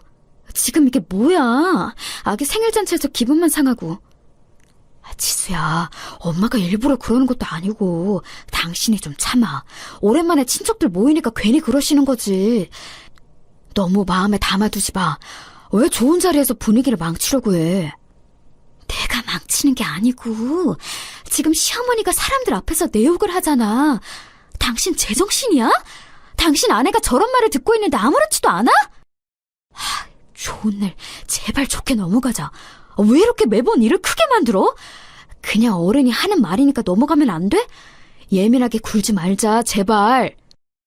그런데 남편은 제가 말리라고 해도 말리지를 않았어요. 전혀 귀담아 듣지 않는 모습에 속이 상했죠. 오히려 자꾸 저한테 참으라는 말을 하더라고요. 이때 남편에게 너무 많은 실망을 하게 되었답니다. 제가 일하는 곳이 교도소잖아. 솔직히 나는 그래서 우리 손녀가 제대로 보고 배우는 게 있을지도 걱정이 된다니까. 환경이 그렇게 중요한데 굳이 분가한다고 하니까. 아유, 속이 타지. 우리 아들만 믿고 내보내는 거야. 사돈, 제가 듣다 기가 막혀서 말하는데요. 도대체 우리 딸한테 왜 그러시는 거죠? 우리 딸은 그래도 공무원인데 사돈 아들은 아기 낳았는데도 공사장에서 일용직으로 일하는 거의 무직이잖아요. 내 새끼 왜 자꾸 욕하는 거야, 이 사람아? 어휴, 깜짝이야. 아니, 왜 소리를 지르고 그러세요? 제가 없는 말 지어냈나요? 교도소에서 범죄자들 보면서 일하는 거 맞잖아요. 뭐가 그렇게 당당하다고 큰 소리야? 내 딸은 그래도 철밥통 직장을 가지고 있기라도 하지. 당신 아들은 뭐가 잘났는데? 뭐 하나 잘하는 것도 없으면서 자꾸 내 딸 사람들 앞에서 욕하는 거야, 이 사람이! 저는 우리 엄마의 성격을 누구보다 잘 아는데 엄마가 누군가에게 저렇게 화내는 것을 처음 봤어요. 아마 자꾸 제 욕을 하는 게 참을 수가 없으셨나 봐요. 시어머니와 친정엄마는 그렇게 우리 딸 돌잔치에서 서로 비난하며 싸웠습니다. 친척들과 남편이 겨우 말려서 상황은 진정되었지만 서로 마음속에 앙금은 크게 남게 되었어요. 내가 진짜 네가 그동안 저런 시어머니랑 같이 살았다고 하니까 속이 터져. 속상해서 눈물밖에 나오지를 않아. 돌아가신 네 아빠가 하늘에서 보고 얼마나 마음이 아프겠어. 저런 집하고 남은 인생 살지 말고 이혼해라. 오히려 엄마가 이혼하라고 할 정도였습니다. 저 또한 전날 시어머니와 남편에게 큰 실망을 하게 되었어요. 그래서 남편에게 다시 이혼 얘기를 꺼냈습니다. 남편은 또 저에게 빌기 시작했어요. 아니, 나 이제 그만하고 싶어. 당신 분명 서영이 돌 지나면 분가자고 했으면서 그동안 모아놓은 돈도 없더라? 현실적으로 나만 또 나가서 일해야 하는데 어떻게 그 돈으로 살아? 내가 잘할게. 우리 엄마가 그래도 나쁜 사람은 아니야. 또 나한테 우리가 분가하면 아이 봐주러 오신다고 했었어. 그러니까 이혼은 안 돼. 이번 달에 어떻게든 나가서 일할게. 그냥 엄마가 하는 말 듣고 넘기면 안 돼? 매번 저렇게 할 때마다 듣고 넘기라고? 말이 되는 소리를 해. 나를 얼마나 무시하면 우리 엄마 앞에서 내 욕을 해? 난 이제 어머니 얼굴 보는 것도 힘들어. 이제 서로를 위해서 그만하자. 남편은 이혼하자고 아무리 요구해도 끈질기게 매달렸어요. 그러다 결정적인 사건이 하나 발생하게 되었는데요. 이날 이후로 저는 시어머니를 인간으로 취급하지 않게 되었습니다. 돌잔치 사건 이후로 계속 친정에 머물렀던 저는 짐을 가지러 시댁에 갔던 날이 있어요. 그때 시어머니와 마주쳤는데 어차피 이혼할 생각이었어도 마지막은 좋게 마무리하고 싶더라고요. 그래서 시어머니에게 인사하고 집을 떠나려고 했는데 시어머니가 갑자기 아이를 잡고 놔주질 않았습니다. 아기는 놓고 가, 이 망하려나. 갈 때 가더라도 아이는 절대 못 줘. 평생 범죄자들이나 보고 살아라. 내 아들의 자식은 절대 너 같은 애한테 못 줘. 무슨 소리를 하시는 거예요?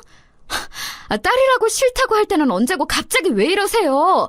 아들 아니라고 우는 소리도 듣기 싫다면서요. 아기 이리 주세요. 서영이도 싫다고 울잖아요. 안 돼. 당장 꺼져. 우리 아들 이혼난 만들면서 그럼 내가 곱게 보내줄 것 같았어?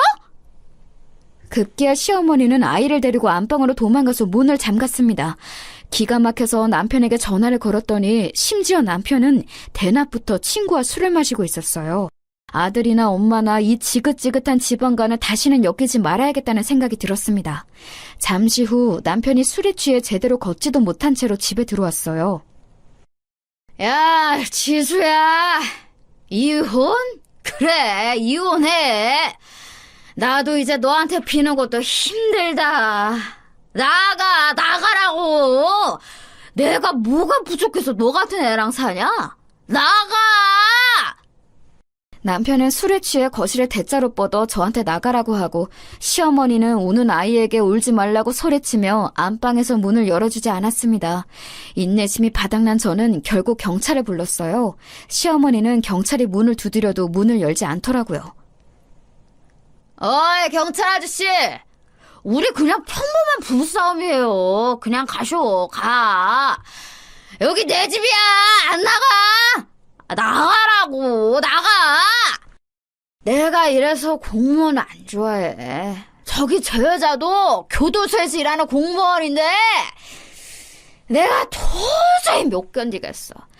다 나가! 야, 너도 나가! 남편은 급기야 경찰한테 행패를 부리고 저한테도 나가라고 소리를 질렀어요.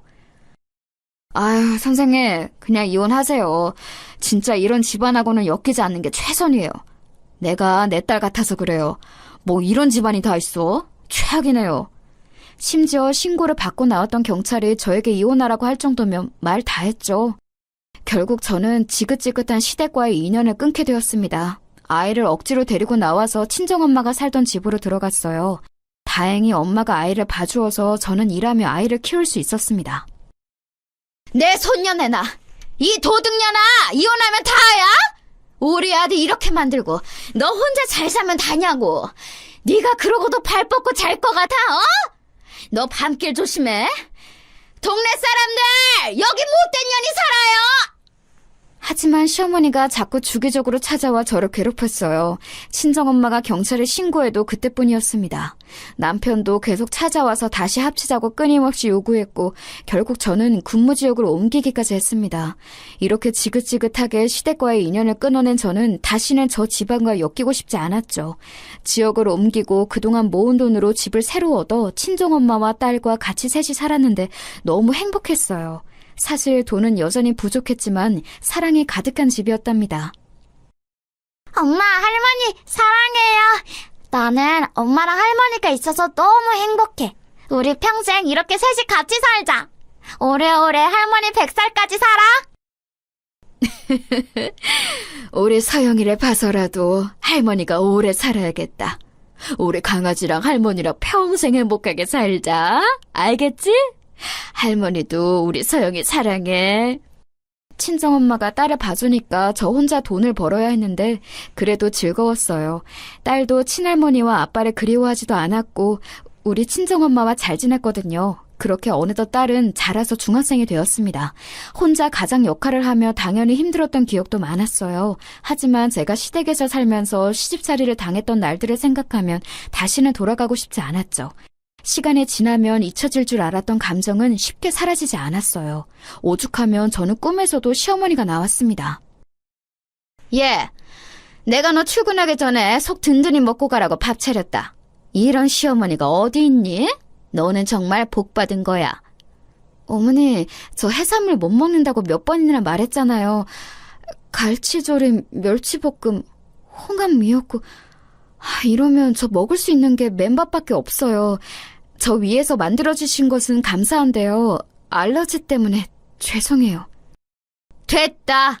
힘들게 밥을 차려도 대놓고 싫다고 하는데 앞으로 내 집에서 아무것도 먹지 마. 시어머니 억울해서 살겠냐? 며느리가 시어머니한테 이래도 되는 거야? 어? 새벽에 악몽을 꾸고 일어날 정도로 시집살이에 대한 기억이 좋지 않았어요. 오죽하면 저는 시어머니가 단팥빵을 그렇게 좋아했는데 단팥빵만 봐도 시어머니 얼굴이 떠올라서 괴로웠습니다. 빵만 봐도 시어머니의 목소리가 들리는 기분이 들었죠. 그 정도로 시어머니의 존재는 저에게 안 좋은 기억으로 남아있었어요. 그래도 확실히 안 보고 사니까 기억이 점점 흐려지긴 하더라고요. 최대한 딸과 친정엄마를 보며 좋게 생각하며 지내던 어느 날이었습니다. 그날은 다른 날처럼 똑같이 일하고 있었어요. 동료가 새로 들어온 수감자 중에 골치 아픈 사람이 있다는 말을 저에게 하더라고요. 워낙 장소가 교도소라 이상한 사람이 많아서 그런가 보다 생각하고 넘겼는데 말을 들어보니 심각하긴 했습니다. 저 아줌마 진짜 성격 장난 아니라서 들어오자마자 사고를 쳤어요. 처음 본 같은 방 사람들한테 시비를 걸더라니까요.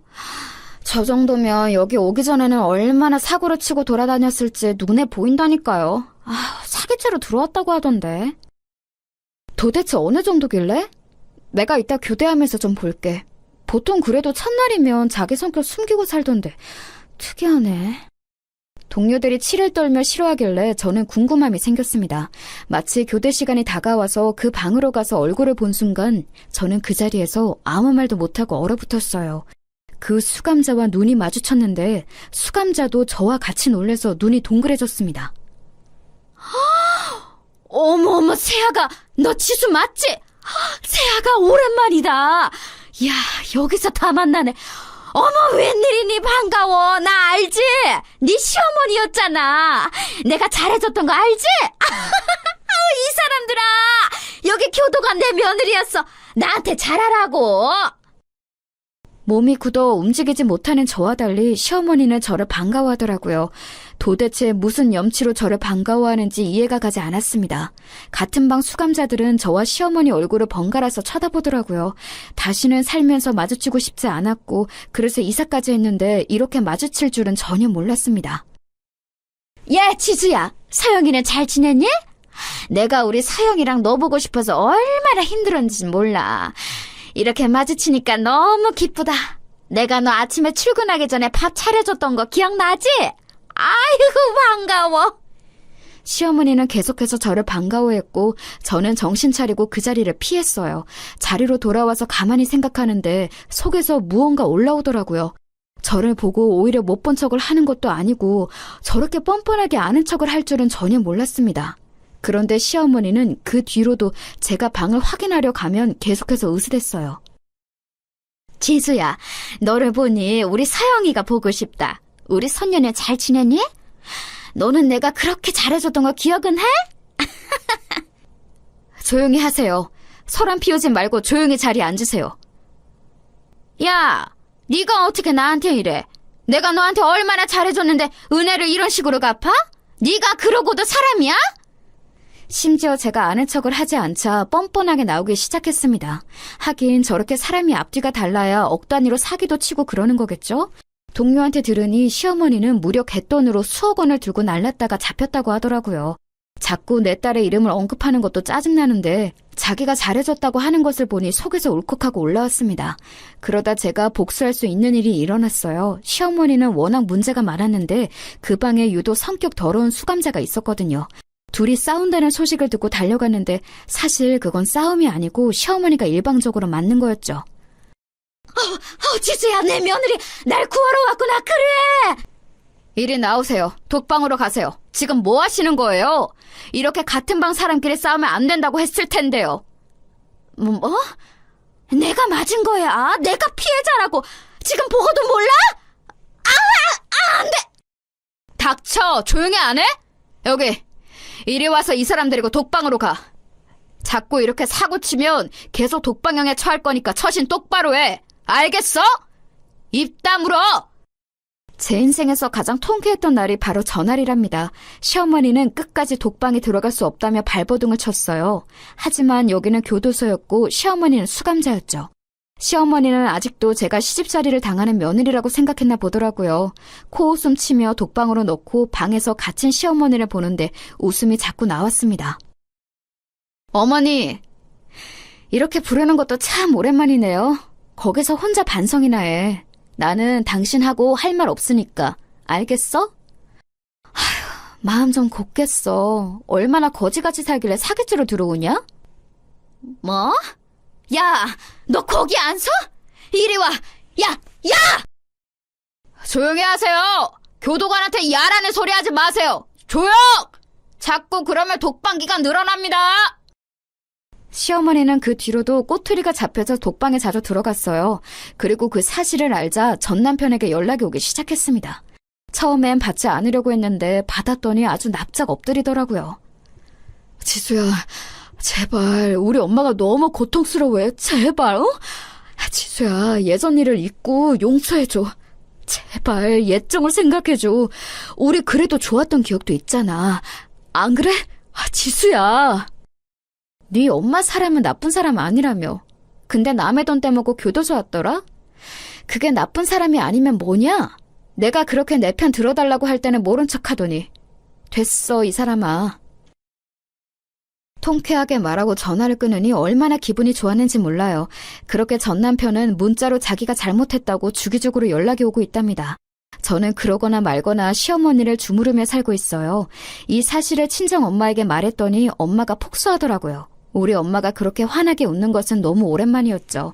시어머니를 보면 나쁜 사람은 언젠가 다 돌려받는다는 말이 무슨 말인지 알 것 같아요.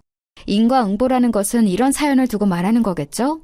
여기까지가 제가 준비한 사연인데 재밌게 들으셨는지 모르겠어요. 시어머니를 볼 때마다 그리고 전 남편에게 연락이 올 때마다 억울했던 지난 날이 생각나더라고요.